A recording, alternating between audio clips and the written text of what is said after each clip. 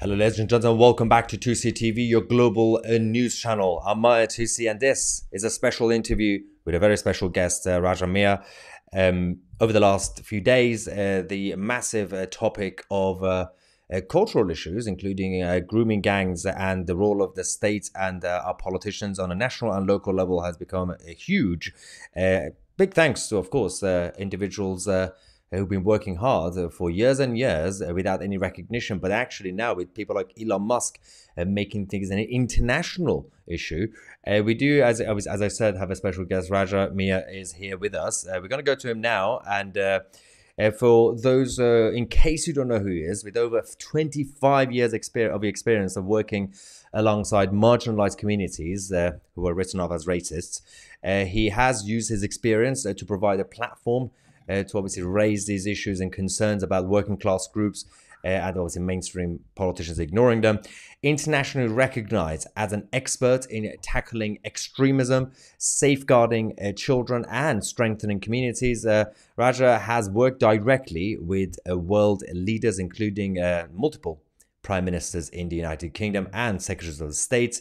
And of course, he was also awarded MBE at the age of 30. Let's go to our guests. Hello, welcome to the 2C TV. How are you?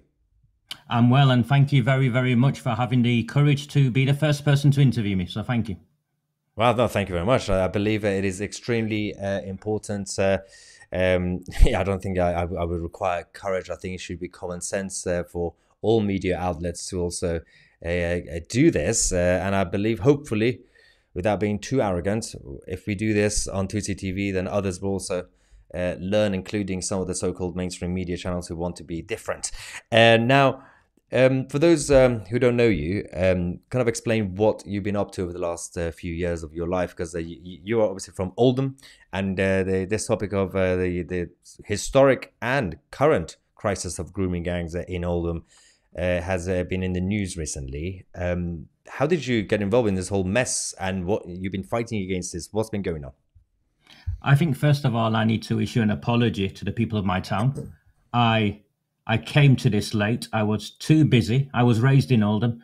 I was raised in a working class community alongside white people, brown people, all sorts, during what I remember to be a more idealistic time. And because of the experiences where I was raised, I had the good fortune to be able to go working across the world. And whilst I was busy making a name for myself as elsewhere, my town was decaying and ended up in a complete mess. And I apologize to my people first and foremost for that. And I think I need to get that out of the way. I came back to nurse my terminally ill mother and look after my newly born daughter. And that's why I came back. And when I came back, I was almost immediately approached by a friend of mine, a friend's wife, who was deeply concerned about the local mosque and that the chairman of the local mosque was a convicted sex offender. I didn't believe it on the basis that these things don't happen. We've spent many, many years putting in place safeguarding systems. Contacted the council, said, no, don't worry, I'll solve this. And all hell broke loose. It then transpired that this man was linked to the Labour Party, controlled a lot of votes, and the police knew, the council knew. I campaigned, I had him removed. It was my mosque. I am a practicing Muslim. It was my local mosque. My mother had helped fund it, and my mother's funeral prayers took place in that mosque, and I had a duty to help clean it up. Caused me a lot of issues in the community because these people were powerful. It made no difference. I cleaned it up, and that was the end of that. And all this time, an individual called Warren Bates, poor man, died in May. I sat at his deathbed in May. He died in May. And he kept approaching me. I'd never met the man, kept approaching me. Raja, I need your help. Raja, I need your help. Come and see me, come and see me. And getting, like people do, you've seen it online, getting more frustrated. I won't say aggressive, more frustrated. I got in touch with people who knew him, got in touch with him. The first day I dropped my daughter off in school, in reception school. I dropped her off at 8:30. At 9:15, I was in his house. Eccentric man. I miss him dearly. It was the first time I met him. Offered me beer or water for breakfast, for a drink. I asked tentatively for a cup of coffee. He came back with water. He put in front of me a dossier of files. He didn't know what to do. These are men from a different generation. He was a minor, as a year old. So these are lots of and his generation were. They would regularly use terms that you and I might consider racist these days, but there's no malice in it. There was no intent in it. It was just a man of that generation who spoke in a certain way. And he put in front of me a dossier of files which included details of how the BBC, a journalist called Kevin Fitzpatrick, who's the sort of political lead for Northwest BBC, had been engaging with the leader of Oldham Council at the time, a man called Jim McMahon, regarding concerns that the Muslim community had taken to the BBC of shisha bars operating in the town as grooming gang hotspots, where working class girls, white girls, were being lured into these shisha bars and rooms were being rented out by the hour. And what the dossier of emails revealed was how the council, how McMahon and the council worked with the BBC to keep this news hidden from the public. There's no ambiguity here. I was a former government advisor. I can read English. You can read English. All of these documents are online and published. When I published these documents on my blog on Medium, Medium took it down. I have no doubt that the council's lawyers, the Labour Party lawyers, went there and took my work down. The police got in touch with me. A former armed police officer friend of mine from a past life contacted me. Raja, will you please speak with our DCI? He's called DCI Jim Faulkner. He's a decent lad. He wants to speak to you, to meet with you, to discuss what you've raised.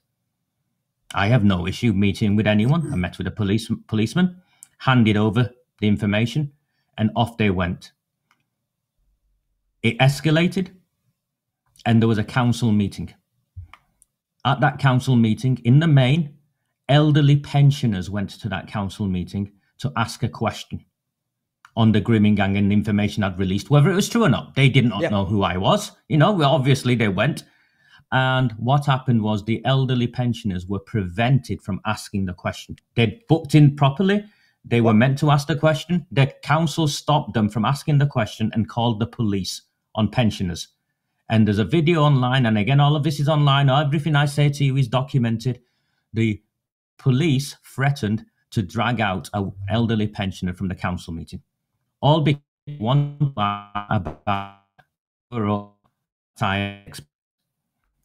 it escalated. I am a political campaigner. I know how to mobilize communities, what the government trained me on. So I set about applying my skills. The following council meeting, we'd lobbied in such a way that the council leader at the time, a man called Sean Fielding, stood up and claimed what I had released was barefaced lies. Not only did he claim what I had released was barefaced lies, the people who were publicly asking me questions, he identified a number of them who had prominent positions, who could add legitimacy to what I was saying.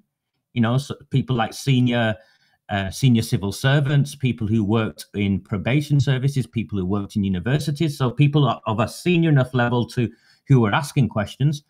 And he, using his official position as leader of Oldham Council, approached their employers, each of them, and tried to have them sacked.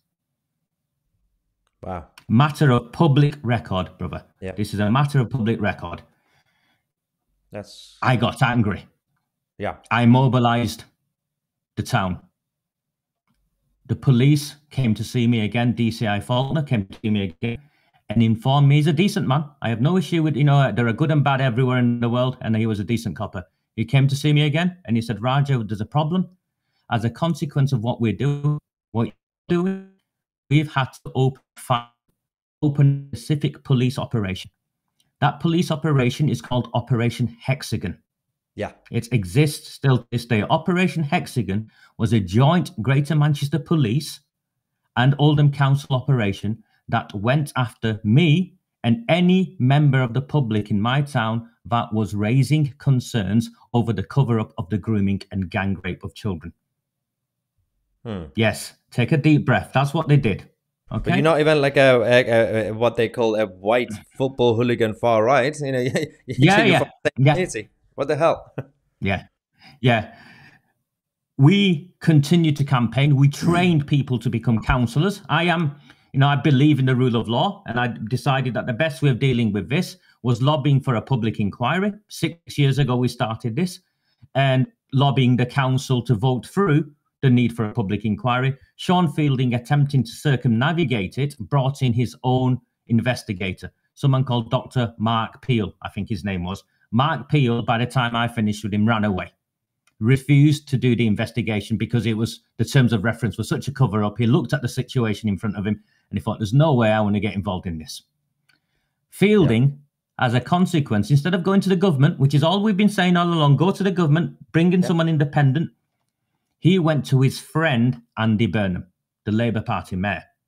His friend, Andy Burnham, the Labour Party mayor, had recently given his girlfriend a job. It's a different story, right? But you understand, right?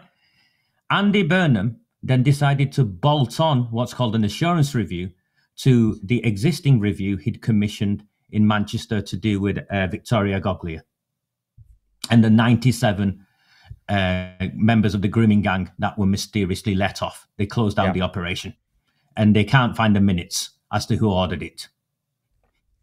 Right? So that's what happened. Andy Burnham did that. We immediately objected to that because I saw the terms of reference. The terms of reference were restricted to a specific period in time, and the terms of reference were also, it restricted where the people could go and look. So where the investigators could go and look was restricted. So for instance, children, you'd expect they'd be allowed to go and look at schools. Yeah. Particularly when children and their parents are coming to us and saying, my daughter was picked up, dragged into a car outside the gates of a school and groomed and then gang raped as a consequence. And they all knew. They excluded schools. Wow. I mean, yeah. They got in touch with me and asked me if I would testify. I said, of course I will testify, providing the testimony is recorded. They weren't going to record my testimony. They wanted to take selected notes. So with the greatest of respect, I looked at that and I said, no, I am going to scupper this inquiry. I'm going to absolutely destroy it. For 3 years, they delayed it and delayed it and delayed it. This is Andy Burnham, the Greater Manchester Mayor. You've got to understand, this is a man who's a veteran of the Hillsborough campaign. He knew right from the offset that the review he commissioned did not have the powers to go and ask questions or force testimony or go and find evidence itself. It was reliant on the very organizations it was investigating to provide the information. During those 3 years, he published, at the end, he published it. He was forced to publish it. They stood up and they all said, it wasn't a cover-up. We can prove it wasn't a cover-up. Trying to make me out as though I was a liar. Doesn't matter. I can read. I can analyze. It's what they paid me to do for a long time. I read that report. I analyzed that report and I pulled out of it cover-up after cover-up after cover-up after cover-up after cover-up. Andy Burnham, the Greater Manchester Mayor, commissioned to cover of gang children in my town. Before that, before it was published in 3 years, we took out Sean Fielding at the ballot box. The mainstream media suddenly were mobilized to try and discredit me. The Sunday Times ran an article on me as I'm some sort of far-right campaigner. Tortoise Media. Far-right campaigner? Yes. Tortoise Media. A guy called Joshy Herman from The Mill. A whole host of them. The local newspapers, the Manchester Evening News, the Oldham Times. They all come from a group that I describe as the fake liberal metropolitan elite. The political allegiances are with the Labour Party, and those political allegiances come before the safety and security of working class white girls, because in all of this time, working class white girls was a price worth paying. Wow. As I found out. As I'm campaigning, I take out Sean Fielding. The next leader is a woman called Arood Shah. Arood Shah, I released photographs showing her hanging off the arm of a man called Irish Immy, who was the getaway driver of the cop killer Dale Cregan. Her brother is a convicted money launderer.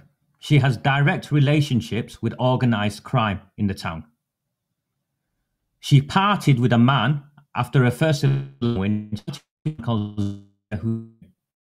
type his name in the internet, you will find Zia Hussein kidnapped and tortured a young person. And when the police turned up, they found blood splattered all over the walls. This is our council leader. She's now Andy Burnham's equality lead. What? She's also chair. Yes, she's now Andy Burnham's equality lead. She is also chair of the Labour Party National Constitutional Committee. Yeah. She used to work for the MP, Jim McMahon, who was involved in the cover-up. All of this is connected. Yeah. When I started questioning and raising concerns about the suitability of a person like this to lead the town, Irish Jimmy, recently released from prison, came after me. Of course. He released online information that his scouts were following me home, and him and other Pakistani gangsters, all linked with the Labour Party, direct links with the Labour Party, started posting online that I am a gay Christian convert. The reason they were doing that was to try and incite my murder, because if you're gay and you're a Christian convert in Islam, you know, all of that. Yeah. You're an easy target. Yeah. I refused to get drawn into saying I wasn't gay, because by saying that, I'm endorsing their prejudice. Yeah. I refuse to do that. People who know me for who I am, what I am. If I was the character, so I refuse to get involved in that. So I now have Islamists openly inciting violence against me. Went to Greater Manchester Police with the evidence. They refused to intervene. The leader of Oldham Council posted on Facebook, openly posted on Facebook, love hearts, offering to take me out. Wow. Do you know what happened then? Well, yeah, I've seen your work around how you're concerned. We're all concerned about the growing extremism in my community, in the Muslim communities. Yeah, I'm concerned of it. You know, that's why I've stuck my neck out on it for it. I'm concerned by it. Yeah. She spoke at an event where she wanted to close down. There was a campaign to close down the Elbit factory. You know, the Elbit factory who had a contract with British aerospace or whatever, and supplied bits of weapons and stuff. For me, it was a business in the town. She and Irish and the others whipped it all up, and they had children chanting Hamas slogans. This is before October the 6th, October the 7th. I wrote an article. The article is still online. It's called "For the Muslim, Never Mind the Many." It plays on on that poster that Jewish child held up there, you know, for the many, not the Jew, you know, and yes, from the Corbyn time. Yeah, so I played on the words, and I shared my concerns about what was happening in my town and what would be happening in our country if we allowed this extremism to flourish, if we allowed this sectarian lens through which our communities were being targeted to flourish. I was concerned. As someone who spent most of his life working in areas of conflict, I was concerned as to what was happening in my own backyard, where I was raising my daughter and looking after my terminally ill mother. I wrote the article. Jim McMahon, the MP now, went online and claimed I was responsible for inciting the blowing up of Arood Shah's car. Wow. It made global news. Her car was firebombed. And this is where I genuinely believe there's a higher power to this, and I was meant to be here. And I'm not the most religious of people, but on this journey over the last 6 years, things have happened where, if it's not divine intervention, I don't know what is. Yeah. I would have been arrested and prosecuted and imprisoned, even though I released my article after her car was blown up. Yeah. You know, there's a small thing about me releasing an article after. The Daily Mail ran the story, even though I spoke to them and said, look, have you seen the timestamp of my article? Just look at the timestamp of my article. They don't think. An old friend of mine who went on the not best paths on his life. I knew him from school. He stoppers at me in pottery. It was as simple as that. Yeah. He sent me some coded messages off a burner phone. We got on. It was a Pakistani lad. We got on. Raja, you'll need this. He leaked me the CCTV footage of her car being blown up. The police had not shared the CCTV footage. No one had. He leaked it me. The CCTV footage shows her car was unlocked, the door was opened, the window was smashed afterwards. It's all online. The attempt to frame me for that failed. Several days later, 8 police officers dawn raid my house. They arrested me for writing that article. Claimed I was a racist. Claimed I was it was a racially motivated public order offence. 8 police officers dawn raided my house. I am a decorated member of a community. I have spent my life in public service. Yeah. They dragged me into a police cell. And when they finally interviewed me, they interviewed me for 2 charges or 2 offences. One was Arooj Shah, although they wouldn't mention her name. Yep. I'd upset her because I'd published the article. I'd published an article criticising a politician for speaking at a rally where Hamas was being promoted. The other article was one of Irish Imi's mates, and I then found out Arooj Shah's mates, a woman called Gail Hadfield Granger, had also complained because she'd criticised me online, and I'd responded. Yeah. And I said, well, what have I said? They didn't even have the video, the content of what I've said. They bailed me. And the intention, and they took away all my digital devices. The intention was to take away all my digital devices and stop me campaigning. That was what the motive was. Because by this time, Arooj Shah was up for election and was campaigning to get rid of her. Wow. If she didn't support the public inquiry. All we're doing all this time is getting the opposition councillors to take forward motions saying there's something wrong here, calling the government. There's something wrong here, calling the government. Is that not what we do in a democracy? Is that not how we're meant to behave? Technically, yeah. You know, yeah. So, and that's what I'm doing. By the time I've come home, the local newspaper, which is funded by the council, has big contracts with the council, the local newspaper had run with a headline that a man had been arrested as part of a child sex exploitation investigation. Enough details for me to be identified. Didn't name me, but the journalist linked to Jim McMahon and Arooj Shah, an online blogger called Neil Wilby, who'd been campaigning to shut me down, he published my name next to that article, so there was no ambiguity who it was, and published a picture of the front door of my house. Then a man called Tahir Mushtaq is the brother of Councillor Shahid Mushtaq, who's the safeguarding lead in Oldham Council, another Pakistani man. He published my address online with details of, by the way, he's gay and he's Christian. Gay and Christian. Okay. Yeah, you know, whilst we're at it, yeah? Yeah. The police had taken my phone off me. I had no phone, I had no computer, no digital devices. The police officer who put me on bail then put me under house arrest. Wow. I had to sleep in this house every night and couldn't get anywhere else. So I'm a target. My front door published online. Yep. My face pictured online. My address published online. I'm a target for every one of the Pakistani heroin dealing gangsters that are involved in our town and every one of the Islamist nut jobs who wants to come and take me out. For the best part of a year, and bear in mind, I had a 6-year-old daughter who was living with me at the time.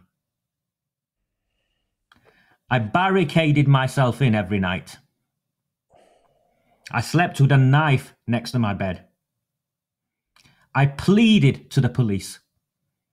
Please, at the very least, issue a statement confirming that I've not been arrested as part of a child sex exploitation investigation. Please, at the very least, issue a statement.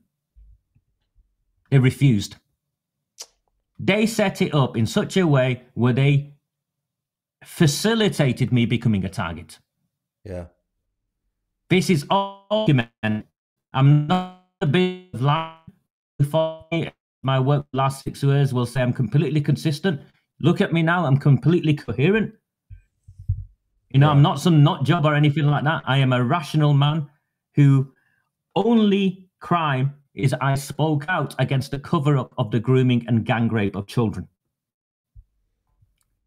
Despite what they did, I continued to campaign and we defeated Arud Shah at the ballot box. Along comes the third council leader, a woman called Amanda Chadderton. She infamously stood up in the council chamber and said, you can't say, or words to the effect, you can't say being gang raped destroyed lives. What? Yes, all online, you'll find it all. You can't say being gang raped destroyed lives. Okay. Mate, I campaigned against her. Wouldn't you? Yes. Yeah, I campaigned against her. Yeah. Mm. And we were taking her out. Yeah. And what happened was there were 2 arrests. Mm-hmm. The first time during that, I was arrested again. Again, a dawn raid on my house. Again. Yeah, again, a dawn raid on my house. Again, the police dragged me in. And apparently, I'd incited rape. What did you say? What I'd done was I'd criticised one of the journalists who kept following me around to the courts, taking my pictures and writing stories, and being disingenuous as to what was going on. Mm-hmm. And what I'd done, if you want to write about me, I'll write about you. I wrote essentially that woman, not my town. She was from, some posh part of the south somewhere, lived on a boat. And and the world was far more complicated than she believed it to be. Yep. And if she came with me and spent an evening with me and went around my town, including to the very Pakistani communities that she believes I'm attacking, I'm a racist again, she would find that there are many people who support me, because there are many people in all of our communities in my town who want nothing to do with this. Mm-hmm, mm-hmm. And she would be left feeling sore as a consequence of her night, as in a sore head. Yeah, she'll be given a headache. That's what the word sore means. Yes. They decided I'd incited her rape. Yeah. Made it up. You can see, just made it up. Yeah. The worst one was, by this time it was being whipped up, and the Islamists were getting angrier and angrier because they've got to deal with the Labour Party. In my town, these guys, they've got to deal with the Labour Party. Of course. And I lost my cool. I went to the mosque where they were threatening me, and I stood outside. I said, well, come on here. If you want to kill me, I'm here. Come and kill me. If you want to kill me, I'm here. Yeah. The police arrested me for that. That's Not only did the police arrest me for that, when I was arrested, by this time I've got a legal team. When I'm arrested, they admit to my legal team that a fast-track charging decision had already been taken. It had been sent to the CPS to try and put me on remand. I have criminal code. Me on remand, so I cannot interfere in the upcoming election. So I cannot pay in the upcoming election, take out the third Labour Party council leader in a row. Yeah. They failed. They had to let me out. They failed.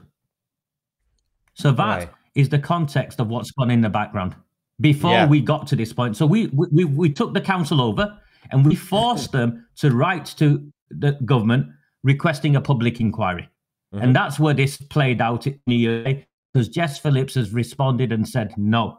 Yeah. So the backstory matters, because we've been campaigning for 6 years. Decent working class people in my town have been campaigning for 6 years, and these people have put me through hell because I refused to surrender and give up on the people in the town that raised me. Yes. Wow. I mean, there's a few things to obviously cover. First things first, apologies to everyone. There seems to be an issue with the internet connection. It keeps going on out and whatever's going on, a bit pixely as well. But as obviously you've been watching 2CTV as well, and the first things first, this sort of interview will not be broadcast on the mainstream media, and that's what we're doing this. Secondly, the whole point of it is that we do talk about uncomfortable things and politically incorrect things. And the good thing about Raja is that he also covers it as well. And I don't think he's afraid of covering certain things or answering questions. As you probably can tell, Raja, there's a lot of issues right now because of the last few decades, because of segregation, political segregation, religious segregation, sectarianism, that right now the debate is going towards if we see anybody that is connected to Islam, even if they're just born into Islamic kind of background, then we can't vet people's background. So I'm going to basically blame you as well. So I wanted to kind of explain that, because I wanted to kind of you to address people who are not Islamic, they're Christian or atheist, whatever, they're in the West. And also, because obviously with someone, your background, you got an Islamic background, you're not really a religious person, obviously, but you wasn't, your fault, you're just born into a family.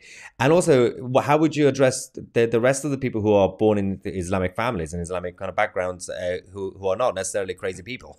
And a lot of people, including myself, always demand them, saying, come on, come out, speak out, defend, speak out against the Islamic extremists and everything else.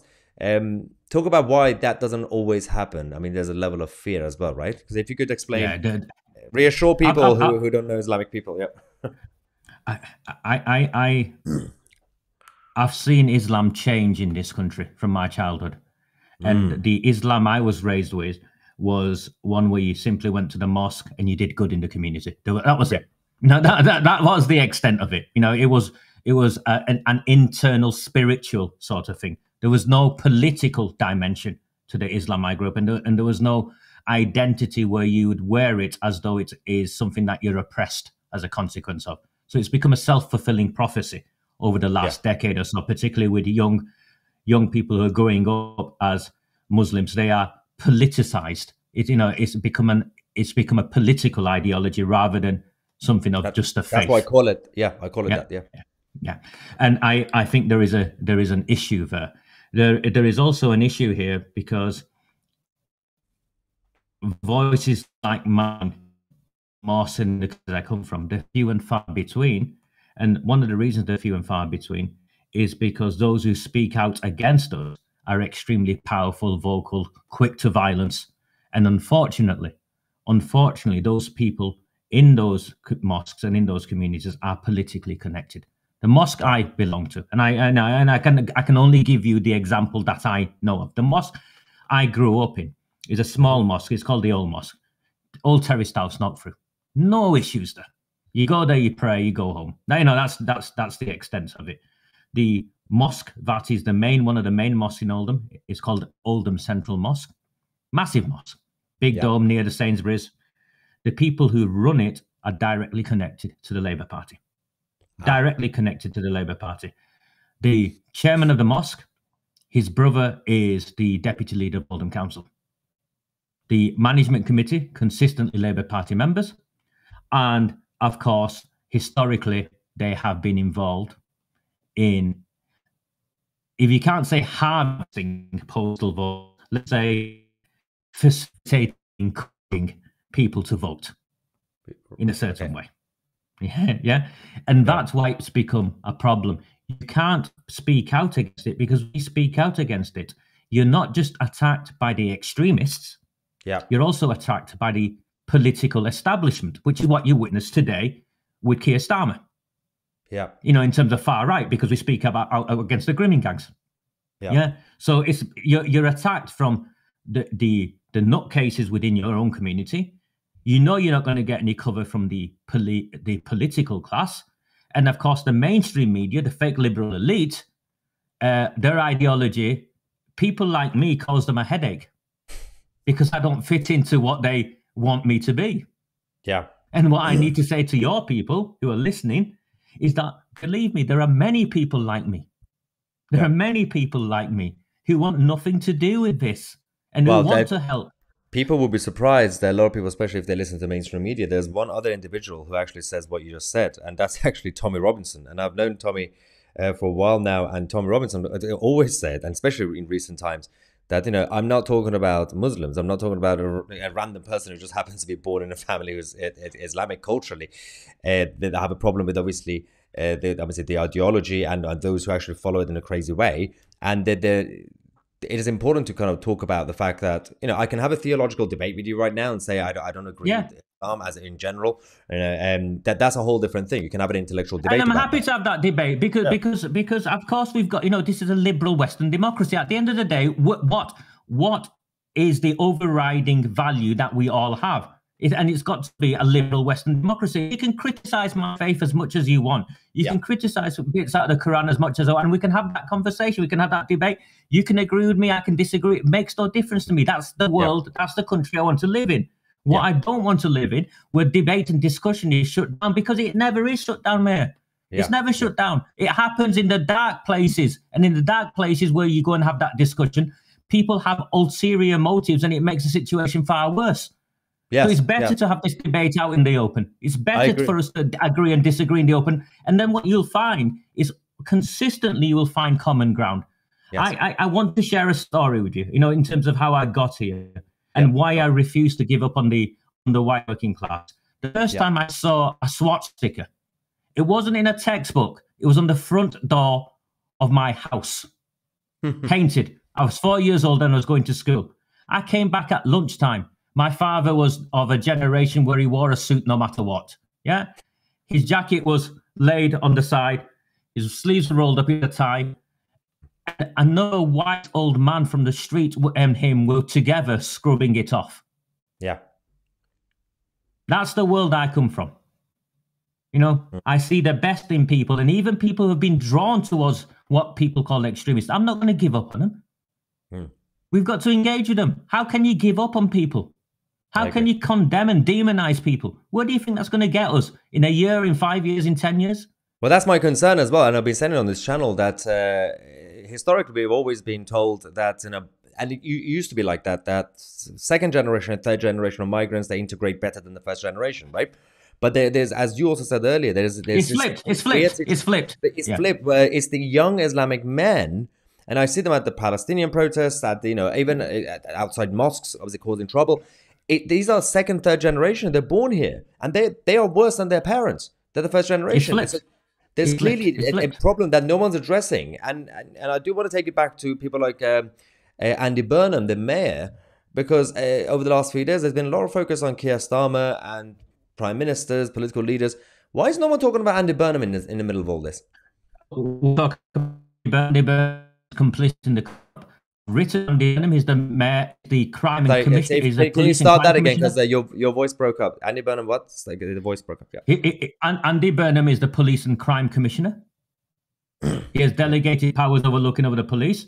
I took this to Andy Burnham. He's delegated this to a woman called Kate Green, who used to be a Labour Party MP. They won't meet with me. They won't speak with me. But what we've exposed is Andy Burnham's report was a cover-up. Andy Burnham's own investigation team, so you understand, viewers understand, have now run away. His own investigation team have fled and resigned. Yep. The experts he brought in, because of what we did and what others have done, and critiqued it in a way where we're not nutcases, we can read, we can analyze, we can produce inconsistencies, we can demonstrate. I mean, for one instance, Andy Burnham's assurance review in Oldham did not even detail how many children were groomed and gang raped. Wow. Didn't even give a number. It refused or avoided speaking with survivors until Maggie Oliver got involved and managed to get them to speak with just one survivor. Yeah. Other survivors got in touch with me, directly in touch with me. And these are white working class girls. I mean, what must it feel like for a white working class girl to go to the police, to go to the council, and then come to a brown-faced man like me, desperate for help? Yeah. I get that. And I told their stories. They were threatened by the police. Andy Burnham set up an operation. At the end of it, it was called Operation Sherwood. One of the first actions of Operation Sherwood was to go and threaten survivors of the grooming gangs for speaking out. These are white working class girls. Yeah, these are white working class girls. Andy Burnham is neck deep in this scandal. Immediately after his report was published, a statement was released by 3 MPs. Jim McMahon, who's now Secretary of State, Debbie Abrams, and the Deputy Prime Minister, Angela Rayner. All 3 of them are neck deep in this scandal because they backed that report and said it was one of the most thorough reports ever written, or words to that effect. This is the reason why Jess Phillips won't launch an investigation That was going to because be my next question. So the that's deputy why. prime minister will be gone. The mayor of Greater Manchester will be gone. And the man at the centre of this, right at the beginning, whilst he was council leader, Jim McMahon, will have nowhere left to hide because all of this leads back to that man. Whilst he was leader of Oldham Council, and the dossier of evidence is in the public domain. It's emails. It's an email trail. I can't fabricate an email trail. The Home Affairs Select Committee wrote to the council at the time when McMahon was in charge, they were doing an investigation on all of this, and McMahon or his council chief executive, it would have been McMahon or the chief executive, one of them wrote back, but it would have been with the knowledge of each other. Because, at that level with the Home Affairs Select Committee, it's got to come back, the letter's got to go back from the highest level. They basically accused the child of being vexatious. And anyway, too much time had passed. All of this is hidden, and these people need to be held accountable. And if you look at what the statement they're releasing and the narrative they're trying to move it down nationally, they're talking about survivors, they're talking about victims who want justice. They accountability of those who failed them, and they want to avoid accountability of those who covered up the failure. Yeah. And then we move on to a different debate, which is why did they cover it up? Yes. That's the main thing, isn't it? Yeah. Votes. Yes. Shabir Ahmed, ringleader of the Rochdale grooming gang. Prominent member of the Labour Party in Oldham. Hidden from all of you. Prominent member of the Labour Party in Oldham. How do I know? Because people from the community came and told me, Raja, please help us get this new information now. I'm a prominent member of the party for a lot of votes. He worked for the council. I released this information. They threatened to arrest me because I've released information that he worked for the council in a role where he had access to children. He was a member of the establishment in Oldham. He sat on the board of the Citizens Advice Bureau alongside the great and the good in the town. That's who he was. 9 times that report exposes. You've got to read it in a complex way to extract the information. 9 times they should have charged him. Do you know why they charged him? Do you know who was responsible? It wasn't a member. It wasn't a victim of the grooming gangs. And this is a story that needs to be told. It wasn't a victim of the grooming gangs. It was his own children. Oh. His 2 daughters are in protective custody right now. It was his own children his own daughters, because they knew what sort of man he was, pleading with the police. His wife went and committed suicide in the in Alexander Park in the boating lake. Yeah, she drowned herself. I've fallen in that in the pond as a child. Even as a child, it didn't come up to my chest. She drowned herself in there. They've covered all of this up. Yeah, well, it's not. I mean, there's one issue, which is the actual gangs and the culture that's not been addressed. But there's also the second battle, which you've been in trouble for, which is talking about the cover-ups. It's 2 separate aspects of it, which are obviously linked. But let me be very clear. So because people sometimes say, "Oh, Raji, you concentrate on this, on the cover-up." Well, it's because I'm from that world, but I'm also from this world. I have no doubt, and I've said it right from the offset, and they've arrested me for this. These were racially motivated crimes. Now, political leaders are saying these were racially motivated crimes. I have no doubt whatsoever, because I've spoken with survivors directly, that these men used their interpretation of either the culture of these children or religious interpretations from their own culture through which they legitimize and justified their actions. These were racially motivated crimes. You're saying they hate these white women, white girls, they hate them. If you look at the testimony that Shabir Ahmed gave in court, he makes reference to these as whores and all sorts of stuff. Wow. And that's the testimony. Sorry, I've not got it with me, but I will forward it to you so you can see it. That's his testimony in court, legitimizing why he did what he did. There's been a number of clips. It's weird how the Islamic extremists are now back in the day, about 10 years ago, like Anjem Choudhury, they used to be cautious about even talking to interviewers, like Channel 4 and BBC. They used to learn how to speak from lawyers. Don't say that. Because again, nowadays, they have podcasts. They have YouTube channels. There was a podcast, I saw a clip, and there were two of the Islamists that were saying, well, it's not our fault. When a white girl is wearing revealing clothes, it's like seeing meat in front of you. Like, how are they allowed to say that? When did that become normal? There's a video circulating. I mean, for us, this isn't new. Many people find this out now, but we've been on a 6-year journey. There's a video we circulated a number of years ago where a Muslim mother was basically saying, where were the parents? Well, coming up with any other excuse other than taking responsibility for these men raping these children. In the audience with them was a man called Afzal Khan is a CMP in the Labour Party. Okay. Manchester, senior MP. This is, what I'm trying to say to you, communicate to you, is this attitude is normal. Yeah. In the places I was raised and I come from. In the same way where perhaps once prejudice towards people who look like me and look like you was normal, well, the racism has flipped all the way around. It's anti-white now, yeah. And because they won't, because it suits them. I mean, because as soon as they challenge them, they lose the votes. You saw yourself what happened with the Palestine issue and the issue that they had. This is, what's the term? Your chickens have come home to roost, is what I say about the Labour Party.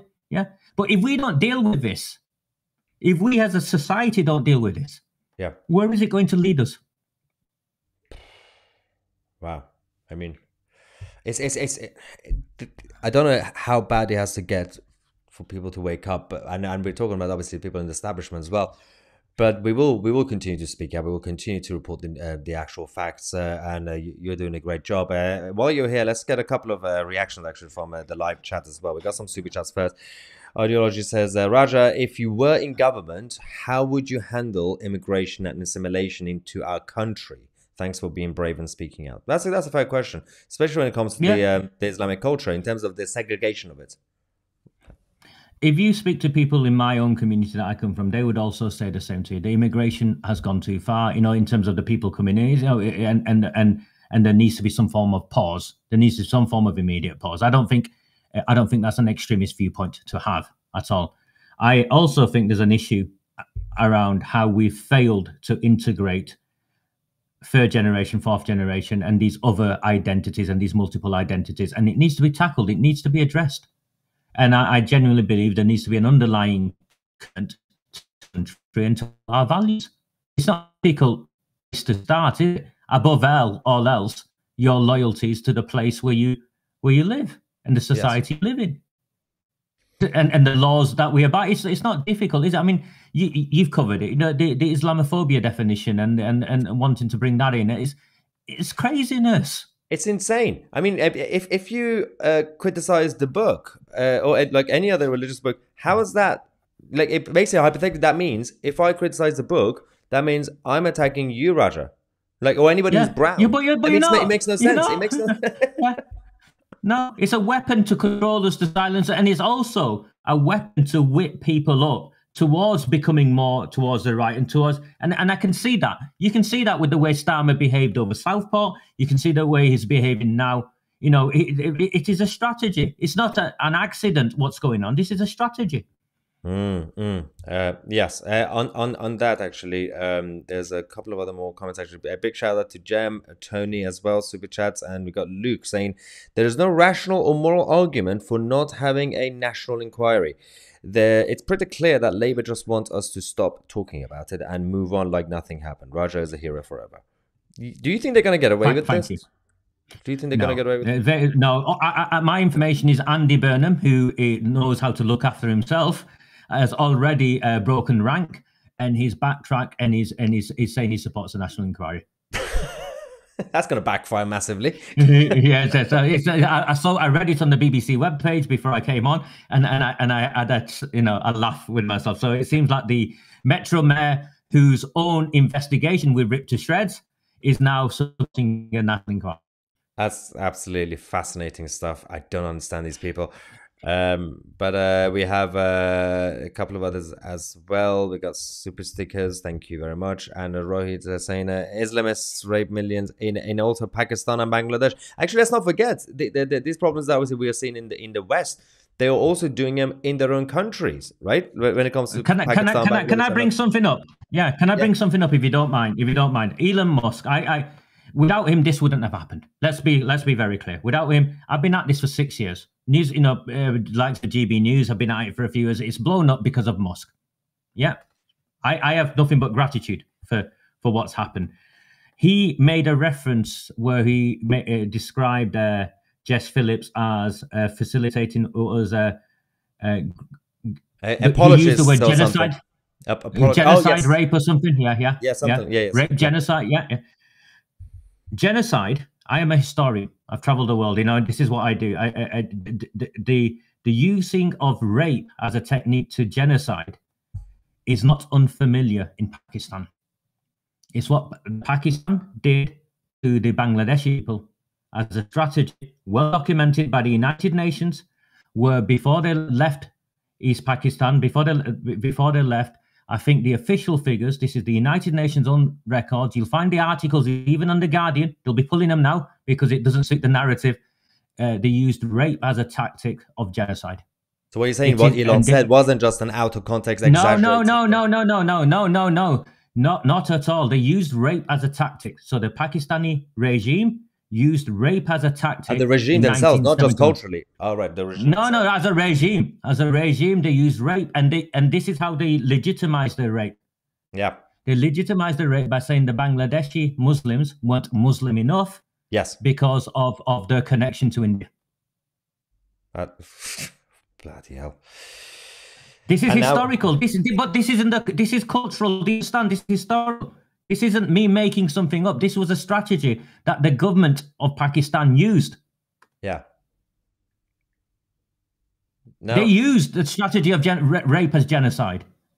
Isn't that doesn't it go to what, for example, President Trump was saying back in 2016 about a number of countries, not all Islamic countries, a number of countries that he wanted to always ban entry, and he said because we can't vet people's backgrounds. And isn't that the same problem? Because if you bring in a lot of people from places like Pakistan and certain parts of Pakistan, and you can't really vet their backgrounds, and you can't really call their government to say, can you please let me know about this person? They're not going to tell you. So how do you stop this? As I said, we have to stop immigration right now, isn't it? This is the only option. Pause it. Well, and of course we've got to. And then we've got to go. How is that even extreme or racist? And then I start to question myself as to, remember, I'm from a liberal space. I'm a trainer. I'm trained in that world. I'm from a liberal space. And then you see the world and some of the liberal views and values that you took for granted, you start to question and doubt yourself. I think it's a journey many of us have gone on. And you look at the figures just been released today. I think I don't know who got hold of it. Was it Matt Goodwin? I think he got hold of it to do with the demographics of people in prison. I'm sorry, man. What are we doing putting all these people in prison who are foreign nationals from these places? Why are they here? Deport them. Just automatically deport them. That's not an extreme point of view. If you come to our country, if you're allowed to stay, then behave. If you don't behave, then we'll just what's wrong with that viewpoint? Am I far right now for having that? You are. You're very far right. Absolutely football hooligan. As long as they don't support Man City, it's fine. There's a lot of issues with that. This we can continue this for ages. Actually, let me just get a super chat here. Janet says there doesn't need to be yet another inquiry. It should be elevated to a criminal investigation. But that's also a very good point, because inquiries after inquiries, I mean, it's a good start, right? But we've seen inquiries. Nothing actually happened. Doesn't mean this needs to be escalated. But who would escalate it? Would the National Crime Agency really come in and arrest Jim McMahon MP, Angela Rayner, the deputy leader of the of the country? Those people wouldn't. You know it, and I know it. And right. I've taken people on small steps on this journey. and a lot of people are joining us late. I campaigned from the outset from a public inquiry for the reason to expose this. Because we needed to say no, and then hopefully it would expose. But when we've exposed it, the public inquiry now needs to investigate those who are responsible for the cover-up.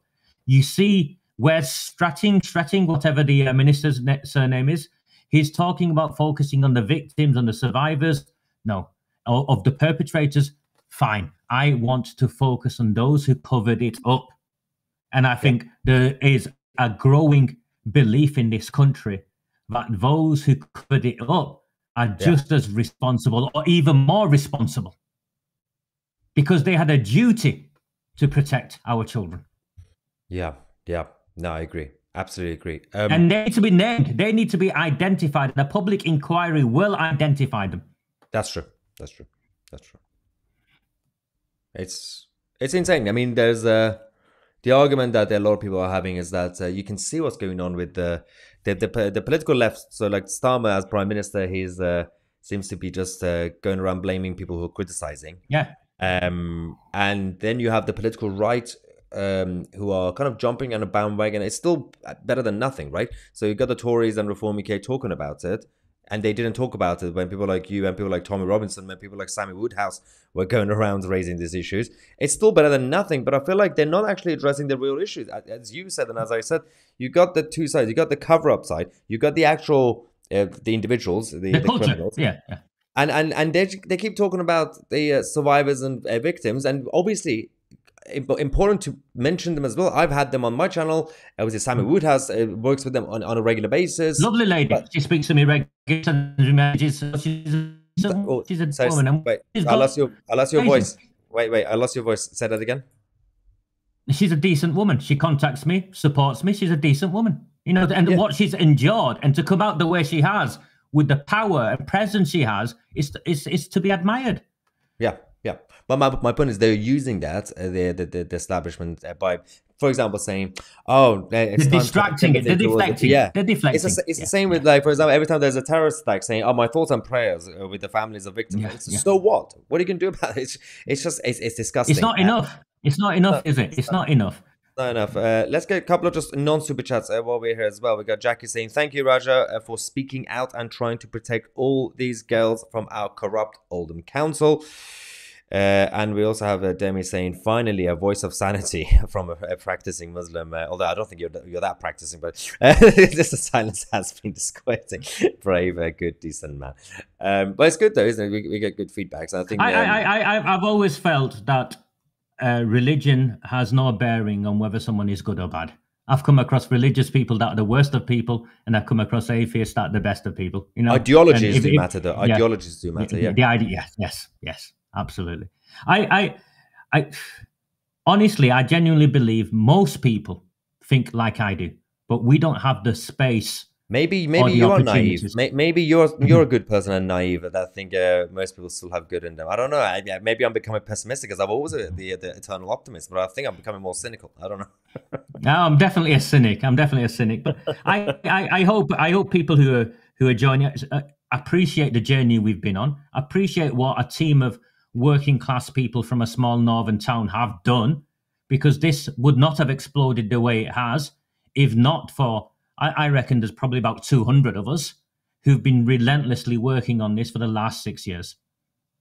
Yes, no, absolutely. And we've been speaking for about 1 hour, an interview that would not be broadcast on the mainstream media. And again, there's a lot of good feedback in the live chat. Raja, you yourself obviously are courageous enough and brave enough to speak out, even though there will be a threat again on your life. And again, obviously, no doubt, this video will be clipped and will be on WhatsApp groups of the nutcases by the time I've gone to bed. Hello, nutcases. And do I care? Do I care? No. You know. No. Of course, I have to increase my security again as usual, but you guys obviously watching this and sharing this video will definitely help. And hopefully Elon will also post this, share this on X, which I'll be posting later as well. And again, your continued support for our channel is extremely important. Obviously, follow Raja and me as well on social media and his work, and we will continue. And any last few words, Raja? I say it to my people as when I close, and I've been saying the same. for 6 years. Do not fear them. Do not fear any of them. Yes. On that note, thank you, ladies and gentlemen, for watching. I'm Maya Tusi, and we are the media.